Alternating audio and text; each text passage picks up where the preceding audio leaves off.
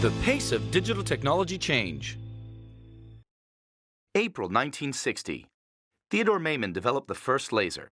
During the Cold War, journalists dubbed this the death ray. But luckily, there were more peaceful needs for this new technology, and 50 years later, lasers are everywhere. November 1971. Intel develops the first microprocessor. Since then, its performance has doubled every 2 years with incredible regularity. Today, the explosion of networks validating transactions on Bitcoin has a power expressed in zettaflops. As for today's microcomputer, it now has the power of a supercomputer of the early 2000s. The progress in techniques used for the processing of information has become so fast over the last 50 years that it has given birth to an industrial revolution. This obviously refers to the Industrial Revolution of the 19th century, where we saw the domestication of energy. However, this revolution is occurring at a much faster pace. Advancing at unheard-of speeds. The growth and performance of digital devices is occurring at unprecedented speeds. The world has faced successive technological revolutions, but their progress was measured on an arithmetic scale, reflecting a constant factor of improvement every single year. For the past 50 years, the performance of digital technology literally exploded and followed geometrical laws. We no longer add a constant factor to the existing performance, but rather multiply it each year by this constant factor. To account for this progress, it is necessary to resort to logarithmic representations that allow us to find the linearity of these developments. Everybody knows Moore's Law, named after one of the founders of Intel. This law illustrates the effects of technical progress on microprocessors. The number of transistors therein doubles every 2 years.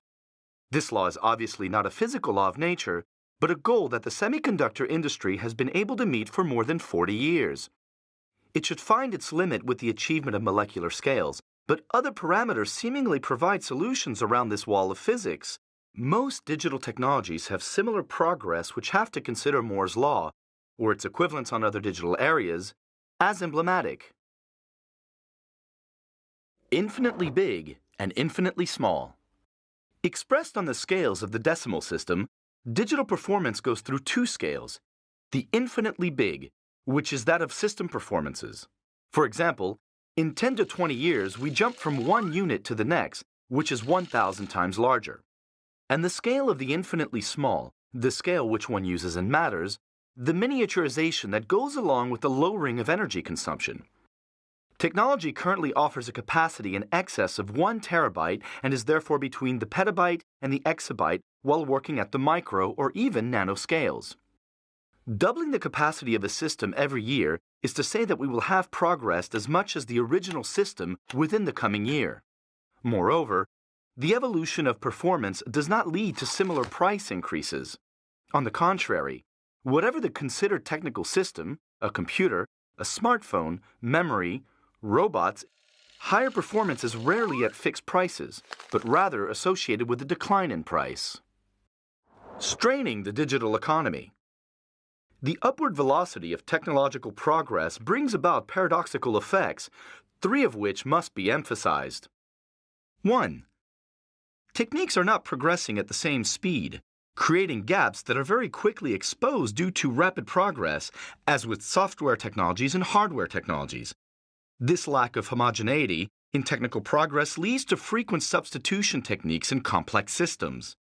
This explains why modularity is needed to allow substitutions of technical building blocks within these complex systems. 2.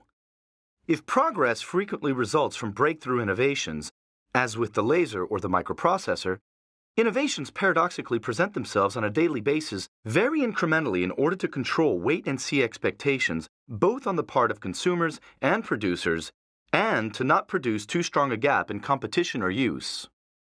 3.